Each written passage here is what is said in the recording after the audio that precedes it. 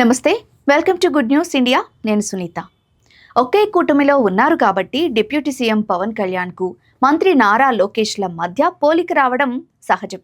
వ్యూహాత్మకంగా నారా లోకేష్ నడుస్తుంటే పవన్ మాత్రం నిత్యం వివాదాల్ని ఏరి కోరి తెచ్చుకుంటున్నారని పరిశీలకులు భావిస్తున్నారు.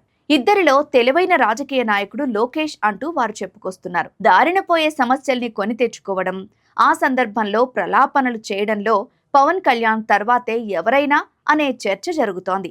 అందుకే బీజేపీ పెద్దలకు పవన్ క్రమంగా దూరమవుతుంటే మరోవైపు లోకేష్ సన్నిహితమవుతున్నారని కూటమి నేతలు చెబుతున్నారు. కొంతకాలంగా లోకేష్ రాజకీయ పరిపాలనాపరమైన అడుగుల్ని గమనించండి. రాష్ట్రానికి పెట్టుబడులు తీసుకొచ్చే పనిలో నిమగ్నమయ్యారు. అందుకోసం విదేశీ పర్యటనలు సైతం చేస్తున్నారు. రాజకీయాల్లో ఆత్మహత్యలే తప్ప హత్యలుండవని పెద్దలు ఊరికే చెప్పలేదు. పవన్ తీరు ఆత్మహత్య సదృశ్యమని చెప్పక తప్పదు. ఇక లోకేష్ తనకిచ్చిన విద్య, ఐటీ శాఖలకు సంబంధించి కొత్తగా చేయాలని తప్పిస్తున్నట్లుగా సంకేతాలు పంపుతున్నారు. తెలివైన రాజకీయ నాయకుడు ఏం చేయాలో ఆ పని లోకేష్ చేస్తున్నారు. లోకేష్ పై రెడ్ బుక్ మచ్చుంది. నిజానికి ప్రభుత్వ నెగిటివిటీలో లోకేష్ ప్రధాన పాత్ర. కానీ ఆ విషయం పెద్దగా చర్చకు రావడం లేదు.